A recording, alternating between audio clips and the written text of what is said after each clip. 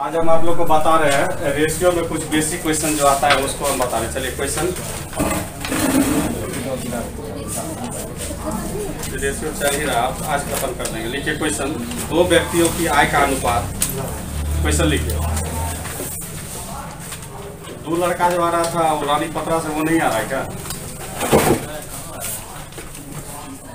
दो व्यक्तियों की आय का अनुपात 5:3 है।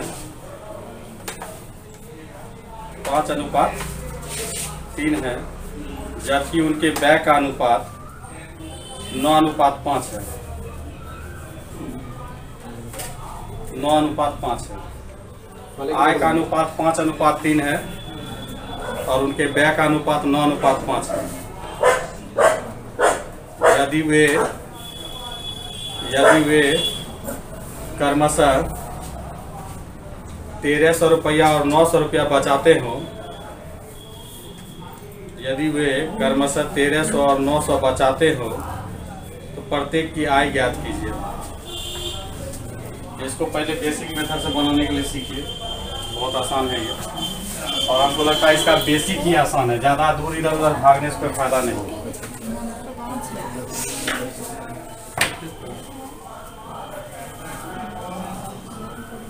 क्या नहीं लिख पाए क्या? 5:3 है, उनके व्यय का अनुपात 9:5 है। अरे सब अलग अलग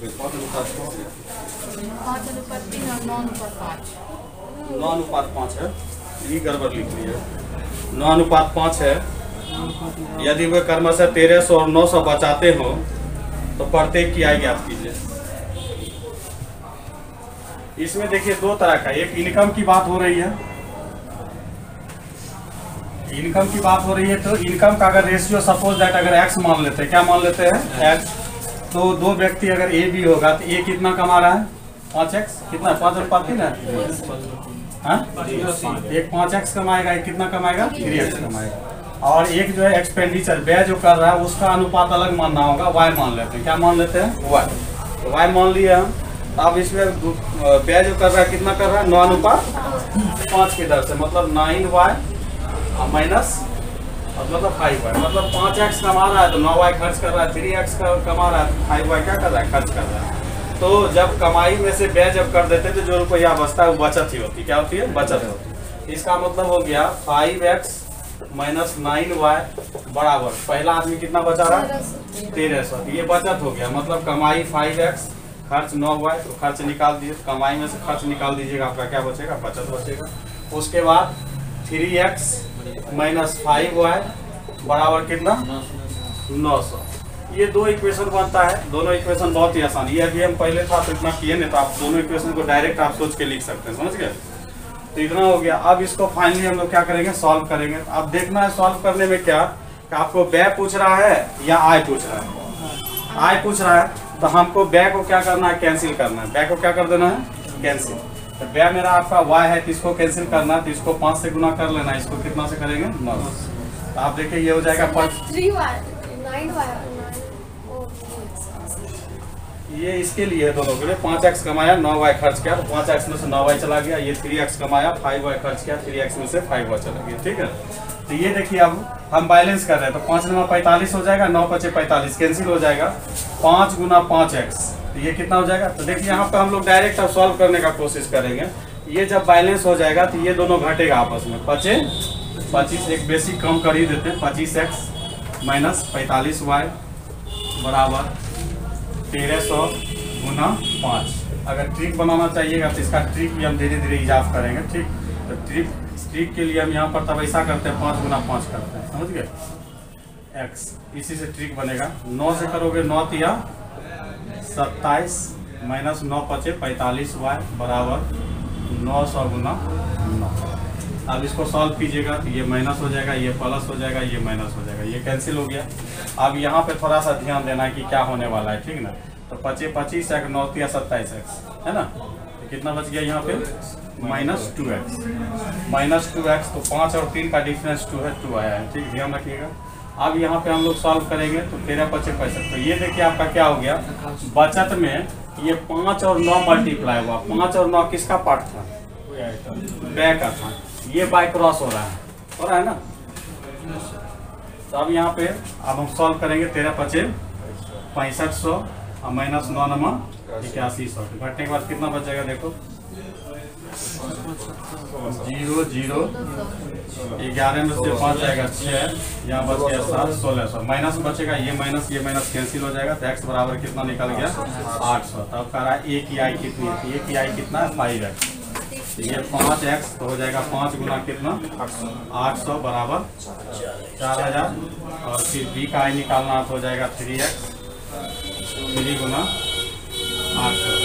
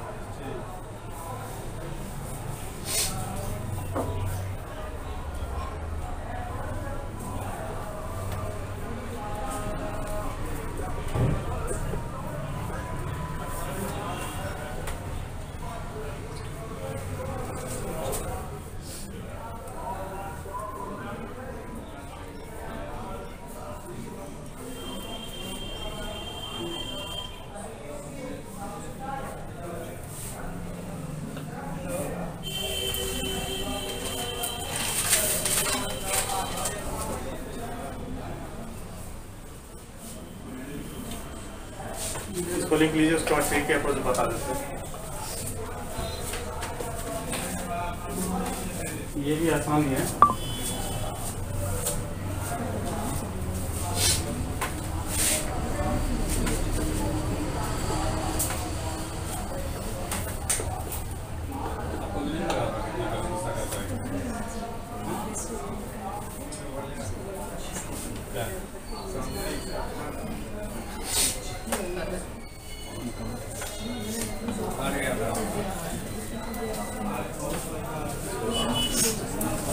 ये बन गया ना, बेसिक बन गया, कहीं कोई दिक्कत नहीं है। अब देखिए इसमें जो ट्रिक निकाल रहे हैं हम लोग, ट्रिकी अप्रोच चलेंगे। यहाँ से हम आप लोग को बता रहे हैं ट्रिकी अप्रोच। मान लेते हैं कि उसका इनकम का रेशियो को हम लोग मानेंगे, इनकम का रेशियो जो है A/B में, इसमें है A/B में। उसका एक्सपेंडिचर मतलब व्यय जो होगा मान लेते हैं C/D में, यही है 5:3 9:5 क्लियर। अब ये ऐसा क्वेश्चन था कि दोनों का सेविंग अलग अलग था। बहुत सारे प्रश्न में सेविंग जो है इक्वल रहता है, ठीक है, तो घबराने की जरूरत नहीं है। हम मान लेते हैं कि इसका सेविंग जो है S1 होगा और इसका सेविंग क्या होगा S2, क्लियर। अब इसमें हम सबसे पहले कोशिश रहेगा कि हमको हमेशा इनकम बताना, क्या बताना, इनकम। तो हम इसका जो है रेशियो निकालेंगे, इनकम का रेशियो निकाल लेंगे, रेशियो ऑफ इनकम। देखिए सिंपल सी बात है, ये 1300 जो था पहला का सेविंग था, तो पहला का सेविंग था 1300। तो इसमें क्या हुआ था देखिए, S1 में मल्टीप्लाई हुआ था C आके, बाय क्रॉस चलता है, ये इसका था ना 1300 गुना 5 हुआ था, 5 कौन था, D था, 1300 गुना 5 D या 900 गुना 9 C, गड़बड़ लिख दिए थे, यहाँ पे D था, यहाँ पे क्या था, C था, बाय क्रॉस चलता है। S1 के साथ कौन मल्टीप्लाई हुआ है, D, और S2 के साथ मल्टीप्लाई कौन होगा, C और बटे, ये दोनों का कम हो गया। अब ऊपर में बाय क्रॉस चल जाएगा, क्या चल जाएगा, by cross, AD BC।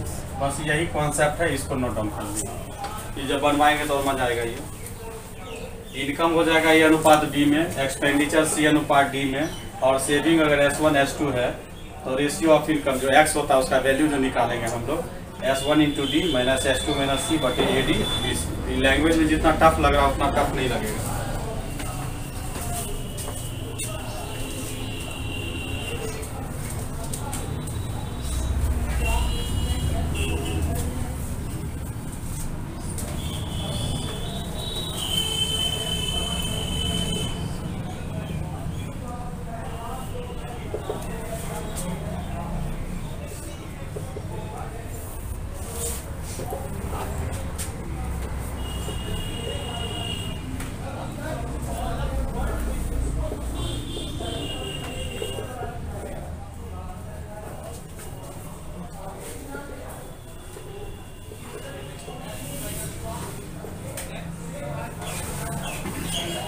By cross चलेगा। अब इस पे बताएंगे, ज़्यादा मजा आएगा। ठीक है, उसको रखते हुए यहाँ पे समझा रहे हैं।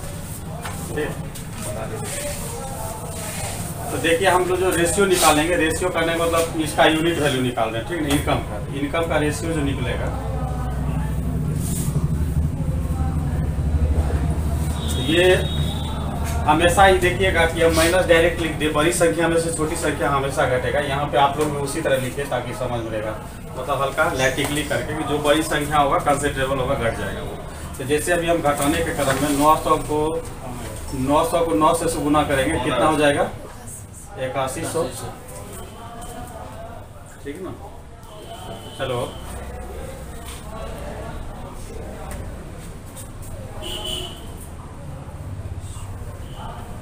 हेलो, हाँ बोलिए। ये जिला पशुपालन के बगल में, बात कीजिए, बताइए।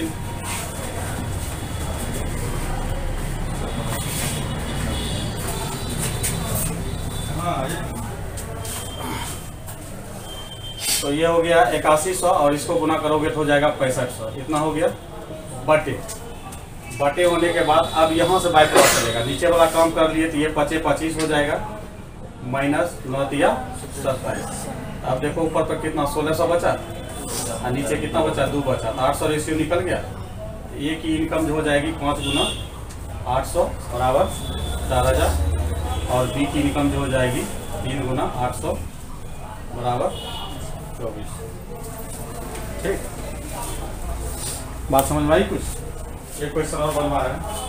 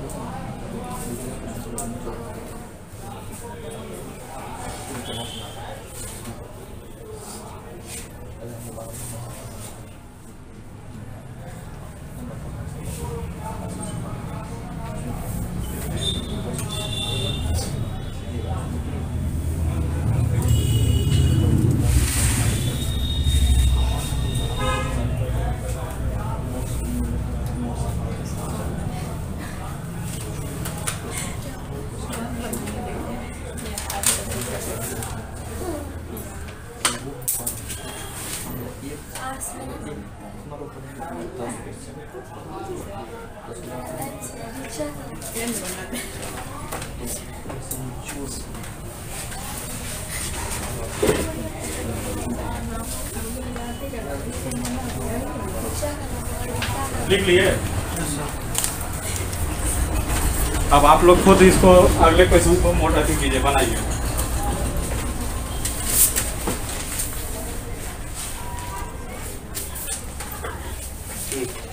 राम और श्याम की आय का अनुपात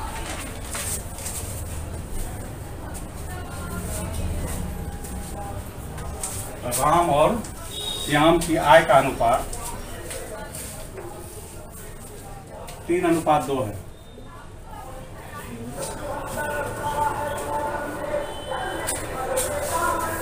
मेरा गाना को सब कॉपी कर लिया है।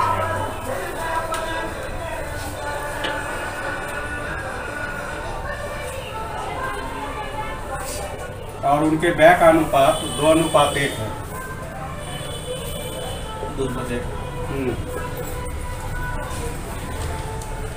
और बचत दोनों 4-4 हजार की करते हैं।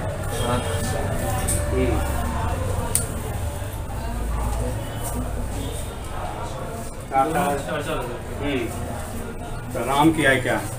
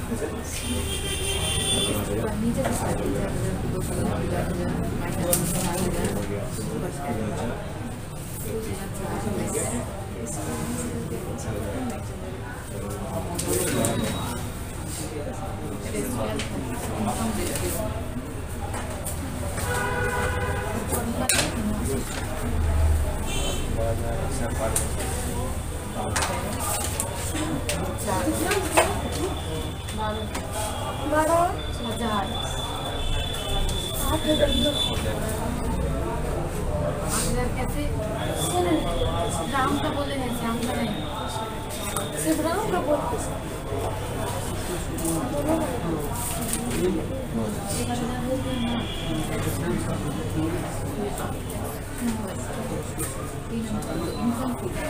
इनकम सिर्फ राम